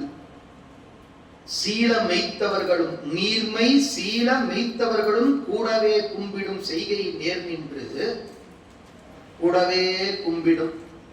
எப்படி பாருங்க, அடியார்கள் எப்படிப்பட்டவங்க அப்படின்னா கூடவே கும்பிடும். கூடி நமக்குள்ள ஒருத்தர் அடியார்கள் எல்லாம் கூடி நின்று இறைவனை சிந்திப்பது என்பது பெரிய தவம், பெரிய பாக்கியம். கேடும் ஆக்கமும் கெட்ட திருவினார் ஓடும் செம்பொன்னும் ஒக்கவே நோக்குவார் கூடும் அன்பினில் கும்பிடலே அன்றி வீடும் வேண்டா விரலின் விளங்கினார். ஆரம்பத்துல திருக்கூட்ட சிறப்பு அங்க படிச்சிருப்போம். அடியார்கள்லாம் சிவபெருமானே வந்து தோன்றி உனக்கு என்னப்பா வரம் வேணும் கேட்டாலுமே சரி வரமே வேண்டாம், வா உன்னை நான் புத்தி கூட்டிட்டு போறேன் அப்படின்னாலுமே என்ன சொல்லுவாங்களா, அங்க வந்து என்னையா பண்ண போறோம், புத்தி போய் என்ன பண்ண போறோம். இங்க அடியார்கள் எல்லாம் இருக்கிறாங்க. இத்தனை அடியார்களோடு அளவலாகி அடியார்களோடு கலந்து உன்னுடைய பெருமையை பேசி பாடி மகிழ்வதில் இருக்கின்ற இன்பம் முத்தியில கூட கிடையாது. வேண்டாம் போன்ட்டாங்களா, வேண்டாம் போன்ட்டாங்களா, முத்தி வேணா ஒண்ணு வேணா போயாண்டாங்க சிவபெருமான. அப்படிப்பட்டவங்க நம்முடைய அடியார். அதனால இங்க சொல்ற சீல மெய்த்தவர்களும், சீலம்னா ஒழுக்கம், தவநெறி, மெய்யான அந்த தவநெறியிலே ஒழுக்கத்தோடு நின்று இருக்கக்கூடிய அந்த பெருமக்கள் எல்லாம் என்ன பண்ணாங்க, வாய்மை சால மிக்கு உயர் திருத்தொண்டின் உண்மை திறம் தன்னையே தெரிய நாடி. பாருங்க, அடியார்கள் ஒன்று கூடினால் என்ன செய்ய வேண்டும் என்று சொன்னால், மெய் உணர்வை விளைவிக்கின்ற நம்மிடையிலே மெய்ஞானத்தை ஏற்படுத்தக்கூடிய சிந்தனைகளை சிந்திக்க வேண்டுமே தவிர வேறு புறச்சிந்தனைகளை சிந்திக்க கூடாது. அப்படின்னா என்ன அர்த்தம்? இப்ப நாம செஞ்சுட்டு இருக்கிறது தான் அர்த்தம். அடியார்கள் ஒன்று கூடினால் இறைவனை பற்றி போற்றி புகழ்ந்து பாடலாம், அல்லது புராணங்கள் கேட்டு மகிழலாம். இதை தவிர வேறு எதையும் இப்படி கூடி செய்யக்கூடாது அப்படின்னு சொல்ற. அடியார்கள் ஒன்று கூடுவதனால் என்ன பண்ணணும் அப்படின்னு கேட்டா, இறைவன் புகழன்றி யாதொன்றும் பேசற்க. அங்கங்க போர்டு பார்த்திருப்பீங்க, கோயில்ல என்ன பண்ணிருப்பாங்க, அப்படி போர்டு போட்டிருப்பாங்க, இறைவன் புகழன்றி யாதொன்றும் பேசற்க அப்படின்னு போட்டிருப்பாங்க. அதைத்தான் செய்யணுங்கிற அறிக்கை சேக்கிழார் பெருமான் நமக்கு வழிகாட்டுறார். அப்ப அடியார்கள் எல்லாம் ஒண்ணு கூடினீங்கன்னா வாய்மை சால மிக்கு உயர் திருத்தொண்டின் உண்மை திறம் தன்னையே தெரிய நாடி. ரொம்ப இதை விரிக்கணும்னா ஒரு வகுப்பு வேணும். அப்படிப்பட்ட பாட்டு ரொம்ப இது அப்படியே ஒரு நிமிஷம். திருநாவுக்கரச புராணம் இருக்கா, இந்த புக்கு வேற 2 வால்யூம் தான் இருக்கும். இந்த ஒரு வால்யூம் மட்டும் தான் எடுத்துட்டு வருவோம் நாம. ஏன்னா 2 புக்கை தூக்குறதுன்றது ரொம்ப கஷ்டம், வெயிட்டா வேற இருக்குதா, நம்மளால முடியாது. அதனாலதான் வள்ளல் சுவாமிகள் வந்து எப்பவுமே தலையில வச்சிருப்பாராம் திருவாசகத்தை. நம்மள மாதிரி நாம வந்து என்ன பண்ணுவோம், திருவாசக தலையில இருக்கணும் அவ்வளவுதானே, ஒரு பாட்டை எடுத்து தலையில வச்சுக்குவோம். அவர் அப்படியே தலையிலே வச்சுட்டு இருப்பாராம். எப்பவுமே ஒண்ணு தெரிஞ்சுக்க, வகுப்புக்கு போனா புக்கு வாழியுமா பார்ட்டா இருக்குமே, ஆனால் அது 2 பார்ட்டோ 3 பார்ட்டோ அதை கொண்டு போகணும். புக்கு அந்த புக்கு இல்லாம போகக்கூடாது. ஏன்னு கேட்டா பாடம் நடத்துறவங்க பழைய இடத்துல இருந்து ஒரு இடத்துல இருந்து ஒரு ரெஃபரன்ஸ் காட்டுவாங்க, அது இந்த பக்கத்துல இந்த இடத்துல பாருங்கன்னு சொல்லுவாங்க. சொன்னா நீங்க பாக்குறதுக்கு என்ன வேணும், புக்கு வேணும். இப்போ இன்னொன்று பழைய இடம், நாங்க எல்லாம் போறவங்கள பல பக்கம் நிறைய பேர் புக்கே கொண்டு வர்றது இல்லை. ஏன் சார், மொபைல் இருக்குல்ல, மொபைல்ல பாத்துக்கிறோம். புக்ல பாக்குற மாதிரி மொபைல்ல வராது, அதை ஜூம் பண்ணி வேற பார்க்கணும், சரியா கரெக்டா எடுக்க முடியாது அவசரத்துல. அதெல்லாம் நிறைய இருக்குது. ஆனா ஒரு வேண்டுகோள், அன்பான வேண்டுகோள், புக்கு 2 புக்குன்னா 2 புக்கு கொண்டு வந்து பழகுங்க. அது சம்பந்தர் புராணத்தை பொறுத்த வரைக்கும் சம்பந்தர் தேவாரம், மற்றதெல்லாம் தேவையில்லை. நீங்க அப்பர் புராணம் முடிச்சிட்டீங்க, அதுக்கப்புறம் ஏகோன் பிடிக்காமர் புராணம் போகும்போது சுந்தர தேவாரம் கொண்டு வாங்க. அதெல்லாம் கொண்டு வந்தீங்கன்னா உங்களுக்கு அது, ஏன்னா இன்னொரு தடவை தனியா போய் நீங்க புராணம் சிந்திப்பீங்கன்னு நினைக்கிறீங்களா? சுந்தர தேவாரமோ அப்பர் தேவாரமோ தனியா சிந்திப்பதற்கான வாய்ப்பெல்லாம் ரொம்ப அரிது. பெரிய புராணமே ஆரம்பிச்சு முடிக்கணும்னா இப்ப அடியன் வந்து 5 இடத்துல ஆரம்பிச்சு முடிச்சிருக்கிறேன். ஒவ்வொரு இடத்துக்கு 12 வருஷம் ஆச்சு. ஒரு தொகுப்பு முடிகிறதுக்கு 12 ஆண்டுகள், அது குறைந்தபட்சம் தான். அது ஏன்னா அது அமைப்பாளர்களும் மாணவர்களும் இப்படியே போனா எப்பதான் முடிப்பீங்க அப்படி கேட்டு முடிப்போம், அந்த மாதிரி ஆயிடும். அப்போ மீண்டும் நமக்கு ஒரு வாய்ப்பு கிடைக்குமான்னு தெரியாது. மிஞ்சி போய் நீங்க பெரிய புராணத்தை முடிச்சு அடுத்து எதை தொட ஆசைப்படுவீங்கன்னா திருவாசகம் பார்க்கலாம்னு நினைப்பீங்க. திருவாசகம் விளக்குறை அது தொட்டால் 5-6 வருஷம் ஆகும். எப்படி பார்த்தா 20 வருஷம் ஆச்சா? 20 ஆண்டுகளுக்கு பின் நீங்க இருப்பீங்களா, நான் இருப்போம், யாருக்கு தெரியும்? பேச்சு பாருங்களேன், இவ்வளவுதான் லைஃப். அதனால எவ்வளவுக்கு எவ்வளவு வாய்ப்பு கிடைக்குதோ அவ்வளோ வேகமா போகணும், படிச்சு முடிக்கணும்னு நினைக்காதீங்க. எங்க இருக்கிறோமோ அங்க அதை முழுசா நிறைவா தெரிஞ்சுக்கணும். ஆசிரியர்கிட்ட கேளுங்க, அவர் நல்லா பெரிய அறிவாளி, என்னோட தான் சிறந்த அறிவாளி. யார் ஆசிரியர்? என் ஸ்கூல் மேட்டு, கிளாஸ்மேட்டு, அதனால நல்லா சொல்லுவார். சரி, அப்பர் சாமி புராணத்துல, பெரிய புராணம் தான், பெரிய புராணத்துல அப்பர் புராணத்துல 244வது பாட்டு, மொபைல்ல பாக்குறதா பாருங்க. பெரிய புராணத்துல திருநாவுக்கரசு சுவாமிகள் புராணத்துல 244வது பாடல் எடுங்க. அது ஒரு அதி அற்புதமான பாட்டு. அந்த பாட்டை தெரிஞ்சுக்கிட்டீங்கன்னா தான் அதோட பெரும். ஆனா நீங்க அதை படிச்சு வந்துட்டீங்க.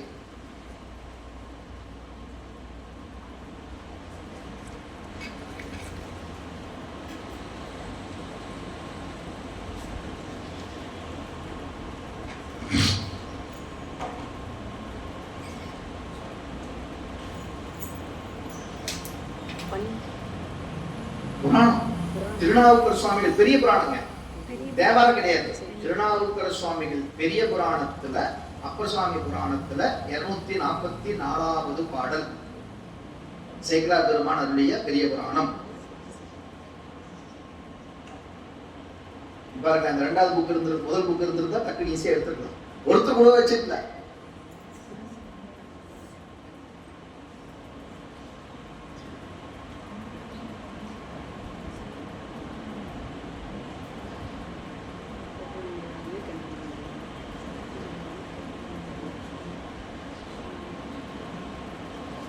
எடுங்க, நல்லா இருக்கும், சூப்பரான பாட்டு.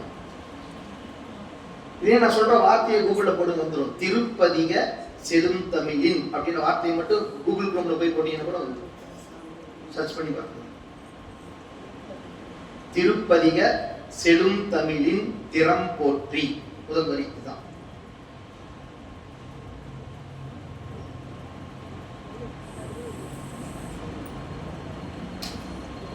மொபைல் போட்டோ வேணான்னு சொன்ன காலம் போய் ஐயா மொபைல் போட்டோ சொல்லிட்டாங்க.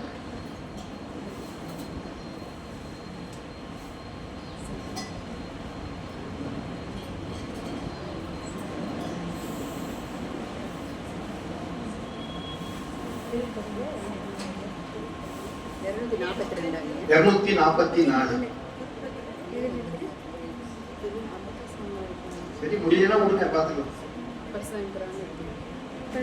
திருப்பதிக சிறந்தமிழின் வந்துருச்சா? அப்பா ஒருத்தரால எடுத்துட்டாங்க, சந்தோஷம்.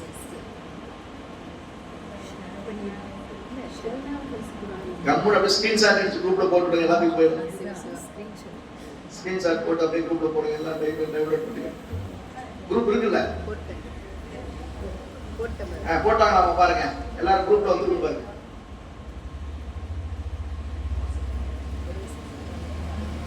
அம்மா குரூப்ல போட்டாங்க பாருங்க, வாட்ஸ்அப்ல பாருங்க.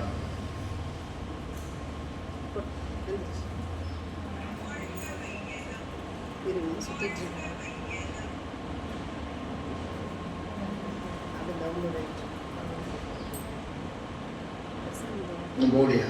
ஆமாங்க, செண்டாவா? செண்டாவா.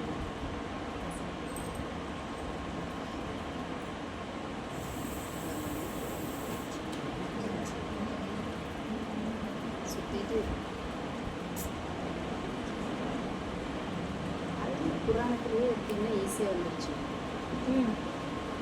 சரி, பாட்ட சொல்லிட்டுமா சொல்லுவோம். புராணத்திலேயே வந்துருச்சு பாருங்க. திருப்பதிக செழுந்தமிழின் திறம் போற்றி மகிழ்வுற்று பொறுப்பறையன் மடப்பாவை இடப்பாகர் பொற்றாடில் விருப்புடைய திருத்தொண்டர் பெருமையினை விரித்துரைத்து அங்கு ஒருபடு சிந்தையினார்கள் உடன் உறைவின் பயன் பெற்றார். ரொம்ப முக்கியமான வார்த்தைகள், அதுக்காக தான் அதை சொல்ல வந்தேன். உடன் உறைதல் அப்படின்னா அடியார்கள் ஒன்றாக ஒரு இடத்திலே கூடியிருத்தல், உடன் உறைதல் அப்படின்னு பேர். அப்படி அடியார்கள் ஒரு இடத்திலே ஒன்றாக இருந்தால் அதனால் விளையும் பயன் என்ன? அவ்வாறு அடியார்கள் ஒன்றாக இருந்தால் என்ன செய்ய வேண்டும் என்பதை கேள்வியாக வைத்து பதிலாக இங்க நமக்கு சொல்ற. இந்த 523வது பாட்டையும் கூடவே பார்த்துங்க. நம்ம ஞானசம்பந்தர புராணத்துல 523வது பாடல் நம்ம பார்த்துட்டு இருக்கிறோம். வாய்மை சாலமிக்கு உயர் திருத்தொண்டின் உண்மை திறம் தன்னையே தெரிய நாடி காலம் உய்த்து. ஒரு வார்த்தை போட பாருங்க. இப்ப நம்ம அடிக்கடி ஒரு வார்த்தை பயன்படுத்துவோம், காலம் கழிச்சிட்டு இருக்கிறோம், காலம் கழிச்சிட்டு இருக்கிறோம். ஆனா அடியார்களோட கூடினால் காலம் உயிக்கப்படுகிறது.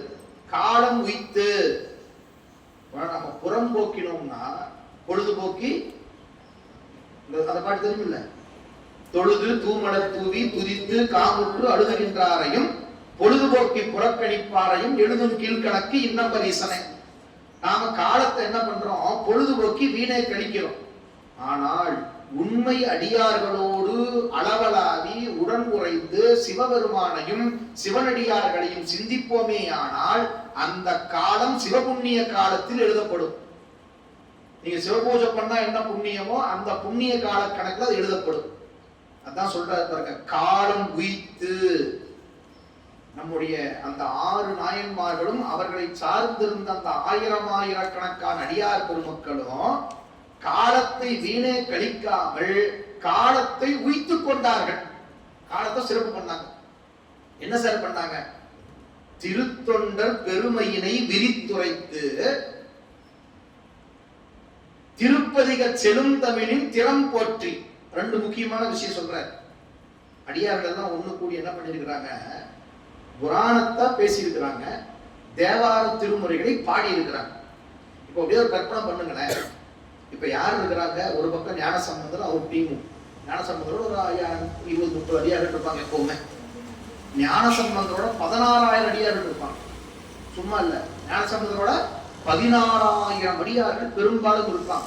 வெறும் கூட்டம். அத்தனை பேருக்கு சோறு போட்டிருந்தாரு யாரு? முருகநாயனார். மறந்துடாதீங்க. 16,000 வேண்டாம், 1000 யோசிச்சு பாருங்க. ஆனா ஒரு கணக்கு எப்பவுமே 16,000 சொல்றது ஒரு மரபு உண்டு. அவ்வளவு பெருங்கூட்டத்தோட, அதனாலதான் சம்பந்தருக்கு அவ்வளவு இது. 16,000 பேரோட ஒருவர். அவர் எங்க போனாலும் வந்தாரு. மதுரைக்கு அப்படிதான் போறாரு. மதுரைக்கு 16,000 பேரோட தான் போறாரு. சும்மா. அப்போ அவ்வளவு அடியார்களும் எல்லாம் கூடி இருக்கிறாங்க. என்ன பேசிக்கிறாங்கன்னா, திருப்பதிக செழுந்தமிழின் திறம் போற்றி. அப்பர் புராணத்துல வர்ற வரி இது. அதுதான் சொன்னேன். அது வரிய பார்த்து வாங்கினா மனசுல பதிகிறதுக்காக சொன்னேன். எப்படி என்ன பண்ணிருப்பாங்க? ஞானசம்பந்தர் சொல்லியிருப்பார், அப்பர் சுவாமிகளே, உங்களுக்கு சிவபெருமானே திருநாவுக்கரசுன்னு பேர் வச்சிருக்கிறான்னா நீங்க எப்படி பாடுவீங்க? பாடுங்க, நான் கேட்கிறேன். அடிவு சொல்லியிருப்பார். முருகநாயனாரும் எல்லாம் சிறுத்தொண்டர் கூட யாரு இருக்காங்க? எல்லாம் சாம்பவான்கள் எல்லாருமே. சிறுத்தொண்டர் எவ்வளவு பெரியவர், பிள்ளை கறி கொடுத்த பெருமகனாராச்சே. ஐயா ஐயா ஐயா பாடுங்க பாடுங்க பாடுங்கன்னு அவரு கேட்டிருப்பார். உடனே கற்பனை பண்ணிக்கலாம், இவர் பாடி இருப்பார். பெருதலாம் தவம் பேதமை தீரலாம் திருகலாகிய சிந்தை திருத்தலாம் பருகலாம் பரம் ஆயதோரானந்தம் மருகலானடி வாழ்த்தி வணங்கவே. இவர் சொல்ல அவர் பாடியிருப்பார், அவர் சொல்ல இவர் பாடியிருப்பார் இல்லையா? சுற்றுனை வேதியம் சோதிவானவன்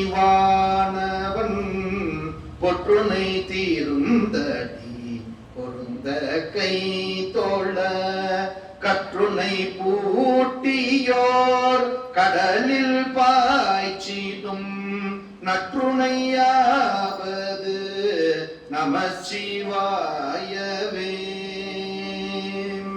துஞ்சலும் துஞ்சலில்லாத பொழுதினும் நெஞ்சகம் நைந்து நினைமின்னாள்தோறும் வஞ்சகம் மற்று அடி வாழ்த்த வந்த கூற்று அஞ்ச உதைத்தன அஞ்செழுத்துமே. எப்படி இருக்க? இப்ப நாம சும்மா பாடுறதுக்கே எப்படி இருக்க? ஞானசம்பந்தர நாவரசனம் பாடி அவங்க எல்லாம் சுத்தி இருந்து கேட்டா எப்படி இருந்திருக்கும்? நினைச்சு பார்த்தாலே மனசுக்கு சொல்றாரு. அவ்வளவு அருமையாக அடியார்கள் திருப்பதிக செழுந்தமிழின் திறம் போற்றி. ஒரு கட்டணம் பண்ணி பார்க்கணும். சம்பந்தர் சொல்றாரு, என்ன பாட்டியா சம்முன்னு பாடிகள் எங்கேயா குடிச்சத வார்த்தையெல்லாம் அப்படின்னு இவர் கேட்டிருப்பார். அவர் சொல்லுவார், ஏங்க சுவாமி, ஞானப்பால் உண்ட பெருமகனே, எனக்கு அம்மா பால் கொடுத்தா, உங்களுக்கு தானே பால் கொடுத்தாரு. அந்த ஞானப்பாலை உண்டு பால் அரா வாயராக நீங்க பாடிட்டு இருக்கிறதெல்லாம் என்ன பாட்டு அப்படின்னு இவர் பாடி இருப்பார். இப்படி 2 பேரும் அப்படியே பாடினாங்க. கொஞ்ச நேரம் ஆச்சு. உடனே அவர் பார்த்தார், ஞானசம்பந்த பிள்ளையர், நீங்க நமிழிஞ்செடிகளை பத்தி நினைச்சு பார்த்தீங்களா? நீரால் விளக்கிட்டார் பாடியிருக்கிறாங்க. நல்லா பாருங்க, நாயன்மார்கள்ல அப்பராலும் ஞானசம்பந்தராலும் பாடப்பெற்ற நாயன்மார்கள் ரொம்ப கம்மி. நம்பியந்தியர்கள் பெருமையை பாடி இருக்கிறாங்க. எவ்வளவு பெரிய பாக்கி. அப்பூதிரிகளை பாடி இருக்கிறாங்க. முருகநாயனார ஞானசம்பந்தர் பாடி இருக்கிறார். இதெல்லாம் எவ்வளவு பெரிய விஷயம். அவர் சொல்லியிருப்பார், நம்பியந்தியர்களை பாத்தீங்களா? ஆணி தொண்டர்னு பேரு. நம்பியந்தியர்களுக்கு என்ன பேருங்க? ஆணி தொண்டர்னு பேரு. தொண்டருக்கு ஆணி. அவருக்கு பட்ட பேர் கொடுக்கிறாரு. திருநாவுக்கரசர் நமிழிந்தியடிகளுக்கு ஒரு பட்ட பேர் கொடுக்கிறாரு. என்ன பேருன்னு கேட்டீங்கன்னா, தொண்டருக்கு ஆணி. வண்டி உருண்டோட அச்சாணி தேவை. ஒரு வண்டிக்கு முக்கியமான விஷயம் எது? அச்சாணி தான்.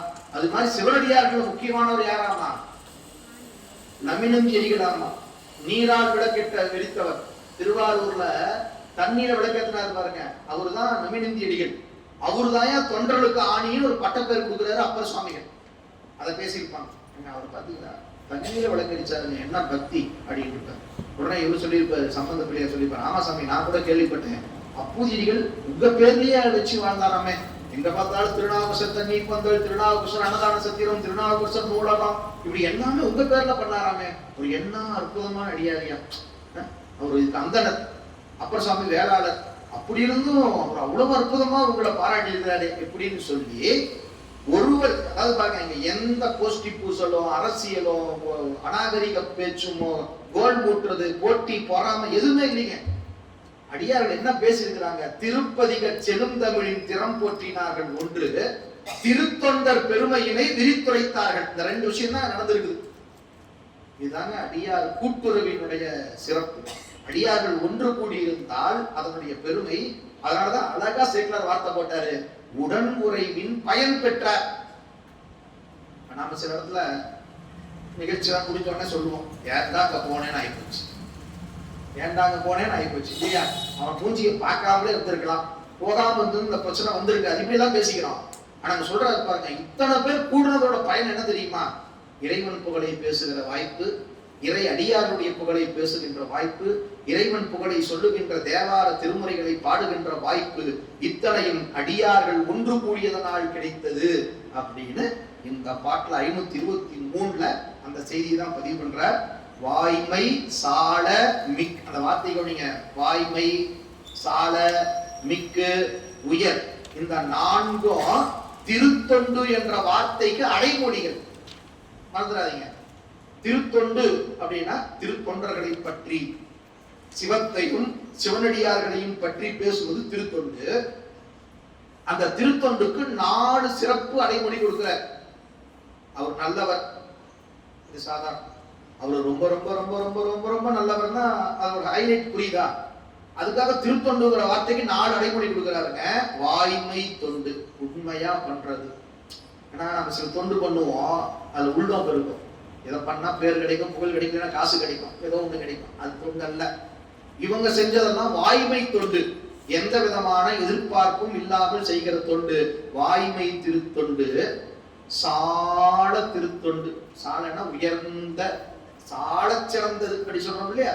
சால மிக்கு, இருக்கிற தொண்டுகள்லயே மிகுந்த உயர்ந்த தொண்டு எதுன்னா அதுதான். அடுத்த வார்த்தை அதே தான் போட்டார், உயர் திருத்தொண்டு. சிவஞான போதம் காசு போறீங்களா? சித்தாந்தம் போறீங்கல்ல? சிவஞான போதம், சிவஞான போதத்துக்கு என்ன பேரு? சிவஞான போதம். அப்ப என்ன சிவஞான போதத்துக்கு பேரு? உயர் சிவஞான போதம்.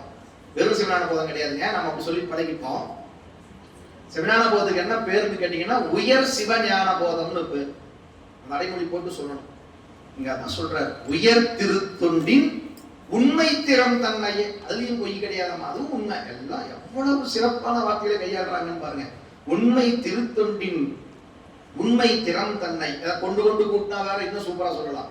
வாய்மை திருத்தொண்டு, சால திருத்தொண்டு, மிக்கு திருத்தொண்டு, உயர் திருத்தொண்டு, அப்புறம் உண்மை திருத்தொண்டு, இப்படியே மாத்தி மாத்தி போட்டு போலாம். அப்படிப்பட்ட அந்த தொண்டின் திறம் தன்னையே தெளிய நாடி.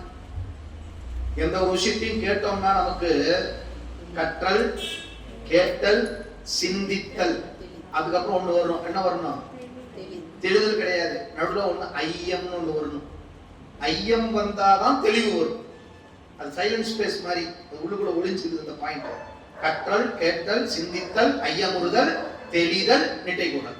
இது ஒரு படிநிலை. இவங்க தெளிய நாடி, நல்ல தரோவா, நல்ல டீப்பா, ரொம்ப அழகா உள்ளதை உள்ளபடி கலந்து பேசி அந்த காலத்தை வீணாக்காமல். நம்மள எப்படி சொல்லலாம்னா, இப்ப நாம எல்லாரும் சேர்ந்து ஒரு 4 நாள் யாத்திரை போறோம்னு வச்சுங்க. அந்த 4 நாள் எப்படி இருக்கும்? சிவலோகத்தில் இருந்த மாதிரி இருக்கும் இல்லையா? அந்த 4 நாள் முடிஞ்சு வந்த கூட திருவருள் அவ்வளவுதான், முடிஞ்சு போச்சு. அப்ப அந்த காலத்தை நாம பயன்படுத்தி கொண்டோம். அந்த 4 நாள் சிவபுண்ணியமா இருந்துச்சு நமக்கு அப்படின்னு ஒரு உணர்வு வரும். அதான் சொல்றாரு, காலம் வைத்து அவர்களோடு அளவலாவி கலந்தருளினார் காளிநாடர். இதுல என்ன ஹைலைட்னா, இவங்க எல்லாருக்கும் தலைமையா ஞான சம்பந்த பிள்ளையார் அவர்களோடு கலந்துரையாடி இருக்கிறார் என்பது எவ்வளவு பெரிய வாக்கியம். ஞானத்தின் திருவுருவை, நான்மறையின் தனித்துணையை, வானத்தின் விசையின்றி மண்ணில் வளர் மதிக்கொழுந்து. யாரு? நம்ம ஞான சம்பந்த பிள்ளையார். அப்போப்பட்ட அந்த ஞான திருவுருவம் அது ஒரு பக்கம். இந்த பக்கம் இன்னொரு ஜாம்பவான் உட்கார்ந்து இருக்கிறாரு. திருநின்ற செம்மையே செம்மையாக கொண்ட திருநாவுக்கரைய பெருமான். அவர் ஒரு பக்கம் அப்படியே அழகா உட்கார்ந்து இருக்கிறார். ரெண்டு பெருமக்களும் அப்படியே சிவத்தையும் சிவனடியார்களையும் பேசி பாடி பரவி மகிழ்ச்சி அடைகின்றார்கள். அதனாலதான் இதெல்லாம் நமக்கு எப்ப தெரியும் அப்படின்னு கேட்டீங்கன்னா, எப்போ நாம ஒண்ணு சேர முடியாத வாய்ப்பு வருதோ அப்ப தெரியும். வகுப்புகளுக்கு வந்துட்டு இருக்கிற வரைக்கும் வகுப்பு பெருமை தெரியாது. வகுப்புக்கு வர முடியாம தொடர்ந்து ஒரு 4-5 வகுப்புல ஒரு 10 வகுப்பு மிஸ் ஆச்சுன்னு வச்சுக்க, உண்மையிலேயே நம்ம அந்த வருத்தப்பட்டோம்னா, அந்த உண்மையாக வருத்தப்பட்டோம்னா அந்த வேதனை என்னன்னு தெரியும். ஏன்னா அதான் நான் ஆரம்பத்தை சொல்லிட்டேன், எப்பவுமே நிலையாமையை உணர்ந்தால்தான் நிலையை உணர முடியும். காலம் உண்டாகவே காதல் செய்து உய்மின் கருதறிய ஞானம் உண்டானோடு நான்முகன் வானவர் நன்னறிய ஆழம் உண்டான் எங்கள் பாண்டி பிறான் அடியவருக்கு மூல பண்டாரம் வழங்குகின்றான் வந்து முந்துமினேன. வாங்க வேகமா வந்து வாங்கிக்கங்க. ஏன்பா? கிடைக்கிறப்ப கிடைக்கும். சாதாரண தத்துவம் சொல்லிட்டு இருந்தா கிடைக்குமா? கிடைக்கிறப்ப கிடைக்கும் தான், இல்லைன்னு சொல்லல. ஆனால் நல்லா புரிந்து கொள்ளுங்க, பொருளற்றார் பூப்பர் ஒருகால். என்ன சொல்றான்? அருளற்றார் மற்றாதன வீது. காசு கூட இன்னைக்கு இல்லைன்னா நாளைக்கு சம்பாதிச்சுக்கலாம். ஆனா திருவருள் என்பது திருவருள் கொடுக்கும் போது வாங்கி கொண்டால்தான். இல்லைங்க, என்ன 10 நாள் போட்டு நான் வாங்கிக்கிறேன்னு சொன்னா அதெல்லாம் சத்தியமா கிடைக்காது. அதனாலதான் அழகா சொன்னாங்க, காற்றுள்ள போதே தூக்கிட்டு. அதையும் நம்ம என்னது பண்ணிட்டோம்? அதையும் காசுக்கே வச்சுக்கிட்டோம். காற்றுள்ள போதே தூக்கிட்டு, நல்லா மழை பெய்யுது, பஜ்ஜி போண்டா போட்டா நல்லா வியாபாரம் ஆகும் அப்படின்னு நம்ம அப்படி மாத்திக்கிட்டோம். ஆனா காற்றுள்ள போதே தூற்றிக்கொண்டா இறைவனியில இறை வாழ்வுல அந்த வாய்ப்புகள் கிடைக்கும் போதே அனுபவித்துக் கொண்டால்தான். இல்லைன்னா இல்லதான். இப்பிறவி தப்பினால் எப்பிறவி வாய்க்கணும். அதனால ரொம்ப அழகா சொல்றாங்க. அந்த அடியார் பெருமக்கள் எல்லாம் ஒன்று கூடி இறைவனுடைய பெரும் கருணைய பிடிக்கணும். சரி, ரைட். அப்போ அந்த எம்பெருமானுடைய திருவடி தாமரையை, திருவடி சிந்தனையை அடியார் பெருமக்கள் எல்லாம் ஒன்று கூடி அளவலாகி மகிழ்ந்திருக்கிறார்கள். எனவே வாய்ப்புள்ள போதெல்லாம் ஒன்று கூடினால் இறைவனுடைய திருவடி தாமரையை சிந்தனையை தவிர்த்து புறச்சிந்தனைகளை பேசாமல் இருப்போமே ஆனால் இந்த பிறவி நீங்கு வரும். அழுக்காறு, அவா, வெகுளி, இன்னாச்சொல் இவை 4ம் இழுக்கா இயன்றது அறம் என்பது வள்ளுவ பேராசான் சொல்லுகிற உண்மை. இதை நம்முடைய வாழ்விலே நாம் கடைபிடிப்போம் என்று சொன்னால் நிச்சயமாக அந்த சிவம், அந்த வான நாடு வழி திறந்திடுமே என்று அப்பை சொல்லுகின்ற அந்த மொழிக்கு நாம் இலக்காகுவோம் என்று சொல்லி வாய்ப்பளித்த குருவருடையும் திருவருடையும் நினைந்து இந்த அளவிலே அடியவனுடைய உரையை நிறைவு செய்து அமைகிறோம். நன்றி. திருச்சிற்றம்பலம். நிறைவாக ஒரு 5 எழுத்தை 5 முறை சொல்லுவோம். ஓம் நம சிவாய.